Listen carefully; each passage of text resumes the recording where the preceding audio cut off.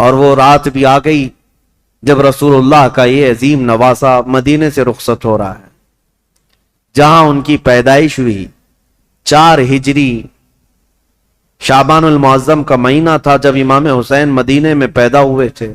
اس دن رسول کریم صلی اللہ تعالی علیہ وسلم کو اتنی خوشی ہوئی تھی، اور پتہ ہے آپ کی ولادت سے پہلے حضور کی چچی ام الفضل حضرت عباس کی بیوی حضرت ام الفضل یہ آئی تھی، خواب دیکھ کر کے ڈر کر کے آئی اور کہا یا رسول اللہ صلی اللہ علیہ وسلم میں بہت ہی عجیب خواب دیکھ کر کے آئی ہوں، مجھے ڈر ہے۔ کہا کیا دیکھی ہو؟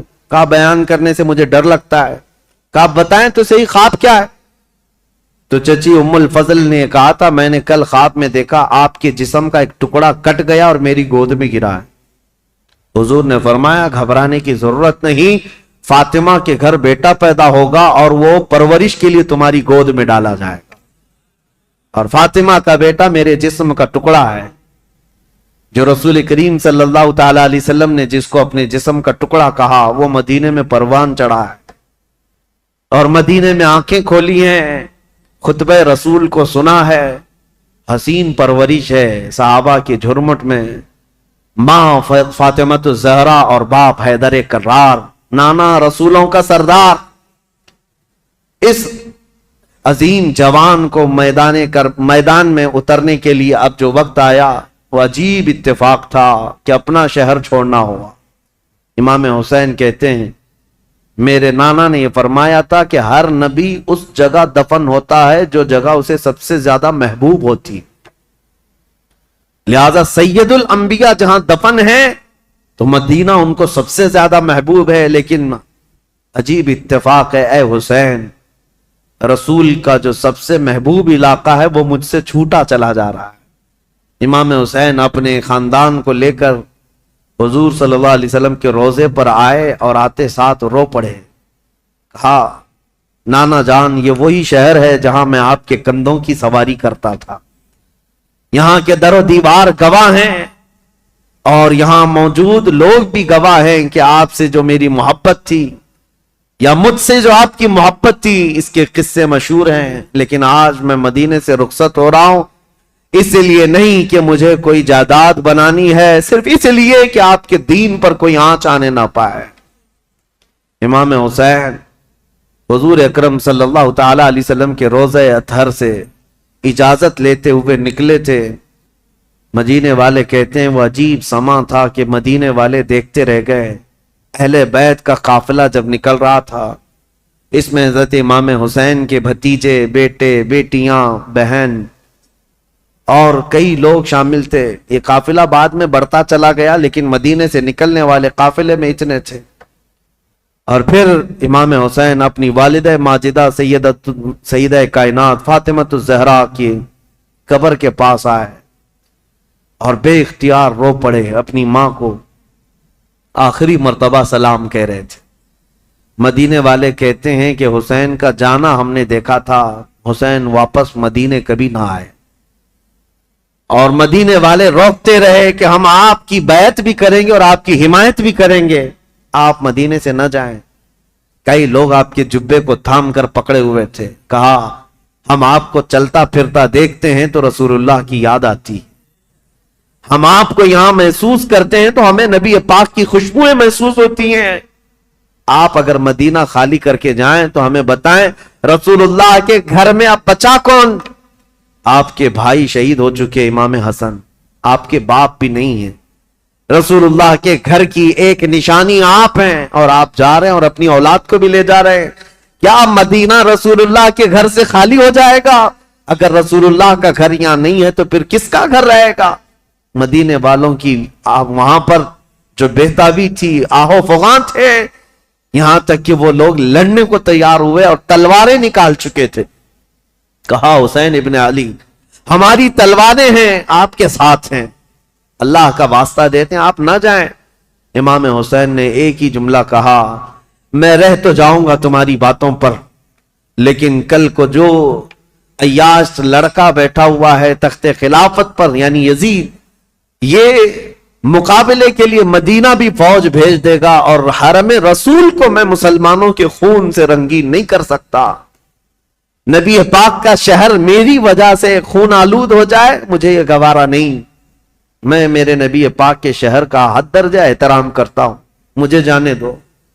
یہ قافلہ مدینے والوں کی آنکھوں سے اوجھل ہو گیا. مدینے والے کہتے ہیں راتوں کی نیند غائب ہو گئی، ہمارا چین و سکون غرق ہو گیا.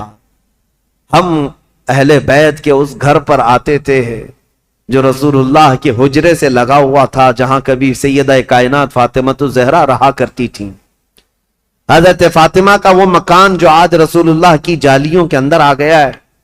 اہل مدینہ کہتے ہیں اس گھر کے اطراف ہم گھومتے تھے، اس لیے کہ ہمیں پتہ ہے اس گھر کی تاریخ کہ حضور اگر اس گھر کے اندر بیٹھے ہوتے اور قرآن اترنا ہوتا تو جبرائیل دروازے پر کھڑے ہو کر پہلے اجازت لیتے پھر گھر میں آتے تھے.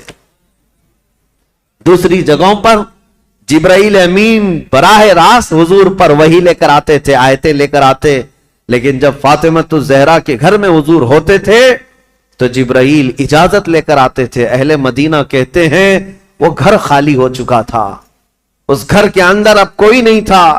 اہل بیت نبوت کا یہ گھرانہ، رسول اللہ کا یہ خاندان سب چل پڑا تھا. مدینے والے کہتے بھی تھے کہ کیسا وقت آ گیا کہ آج نبی پاک نے جس مدینے کو عظمت کا بلند مقام دے دیا، اس مدینے میں ان کے ہی گھر کے لوگ رہنے کے لیے آج پریشان کیے جا رہے ہیں، ستائے جا رہے ہیں اور یہاں سے ہجرت کرنے پر مجبور کیے گئے. امام حسین ابن علی رضی اللہ تعالیٰ اپنے خاندان سمیت نکل کر کے مکہ مکرمہ پہنچے. شعبان المعظم کا مہینہ تھا، تقریباً 4 تاریخ تھی جو حضرت امام حسین کی پیدائش کی تاریخ. جب تقریباً 4 شعبان کی تاریخ 4 شعبان کو مکہ مکرمہ میں داخل ہوئے، مکہ والوں نے شاندار استقبال کیا. عبداللہ بن زبیر بھی وہاں تھے، عبداللہ بن عمر بھی وہاں تھے. انہوں نے کہا حسین ابن علی آپ آ گئے مدینے سے سلامتی کے ساتھ، اہلاً و سہلاً مرحبا، آپ کے لیے مبارکبادی ہو. ولید بن عقبہ سے، مروان بن حکم سے، یزید سے آپ نے جان بچا لی، اب امن و امان میں آپ رہیں. مکہ مکرمہ میں یہ خاندان نبوت اہل بیت کا گھرانہ خوشحالی کے ساتھ رہ رہا تھا. لیکن برا ہو ان کوفی شیعوں کا. شیعان علی ایک جماعت ہے جو بعد میں چل کر شیعہ کہتے ہیں نا، شیعہ کا مطلب حمایتی. حضرت علی رضی اللہ تعالیٰ عنہ کے حمایتیوں کی ایک جماعت تھی، شیعان علی ان کو کہا جاتا تھا، جو کوفہ میں رہتے تھے، برسوں سے حضرت علی کے زمانے سے تھے، کیونکہ حضرت علی نے بھی دارالخلافہ کوفہ کو بنایا تھا. اور حضرت علی کے بعد امام حسن بھی وہاں رہے کوفہ میں، اور اس کے بعد وہ ہجرت کر کے مدینے چلے گئے، تب پھر امام حسین بھی گئے تھے. تو کوفہ والوں کا تعلق حضرت علی کے گھرانے سے پہلے سے تھا. اور امام حسین کی یہ تاریخ میں آپ کو بتاتا ہوں کہ جب امیر معاویہ یعنی حکومت کر رہے تھے، اس وقت بھی کوفہ والے امام حسین کو خط لکھ کر بلا رہے تھے کہ امیر معاویہ کو معزول کر دیتے ہیں، آپ آ جائیے. امام حسین نے منع کیا، کہا کہ میں پھر سے وہ عظیم جنگیں دیکھنا نہیں چاہتا ہوں جو میرے باپ کے زمانے میں ہوئی ہیں. تو حضرت امام حسین گئے نہیں. امیر معاویہ کے زمانے سے کوفہ والے خط لکھ رہے تھے، آپ آ جائیے. اب جب امیر معاویہ کا انتقال ہو گیا اور یزید تخت خلافت پر بیٹھ گیا تو کوفہ والوں نے ایک میٹنگ کی. کوفہ عراق کا ایک شہر ہے، عراق میں آج بھی وہ شہر موجود ہے، اور جتنے اہل بیت سے محبت کرنے والے لوگ تھے سب جمع ہوئے اور میٹنگ کیا. اور وہ ایک شخص کے گھر میں میٹنگ ہوئی جس کا نام مسلم بن سرد بتایا گیا ہے.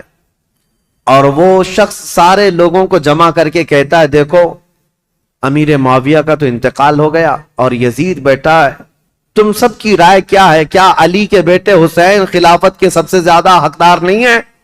کوفہ والوں نے ایک زبان ہو کر کہا، ہاں، رسول اللہ کے نواسے علی ابن ابی طالب کے بیٹے، ان سے زیادہ حقدار کون ہے؟ تو ان لوگوں نے کہا کہ ہم نے یہ سنا ہے کہ امام حسین نے بھی یزید کی بیعت کو قبول کرنے سے منع کر دیا اور وہ مدینہ چھوڑ کر مکہ جا چکے ہیں. اے لوگوں، تمہارا کیا خیال ہے ہم حسین ابن علی کو یہاں بلا نہ لیں؟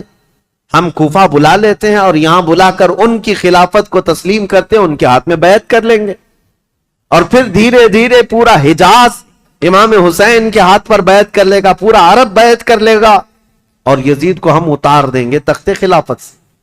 تو کوفہ والے اس بات پر سب اتفاق، اور پھر سارے لوگوں نے مل کر کے خط لکھا امام حسین کے نام پر۔ عبداللہ بن صبح حمدانی نام سے ایک شخص تھا، اس کے ہاتھ میں خط دے کر بھیجے جس میں کوفہ کے بڑے رئیس اور ذمہ دار جو لوگ تھے، وہاں کے جو سردار تھے، ان کی دستخطیں تھیں، ان کی مہریں لگی ہوئی تھیں۔ یہ خط رمضان کی 10 تاریخ کو آیا، کہاں؟ مکہ مکرمہ میں۔ مکہ مکرمہ میں امام حسین کے پاس یہ خط آیا تو امام حسین نے دیکھا، اس میں یہ لکھا ہوا تھا، کوفہ والوں نے لکھا تھا، اللہ کی حمد و ثنا کے بعد، حضور کی صلاۃ و سلام کے بعد کہا امیر معاویہ کا انتقال ہو گیا، اور ان کے بعد یزید جیسا فاسق و فاجر شخص بیٹھا ہے، لہذا ہم اس کی امارت اور اس کی خلافت کو نہیں تسلیم کرتے۔ اے علی کے بیٹے حسین، آپ تشریف لے آئیں، ہمارے سر پر کوئی امام نہیں ہے، آپ تشریف لائیں، ہم آپ کے ہاتھ پر بیعت کرتے ہیں۔ یہ خط کا مضمون تھا۔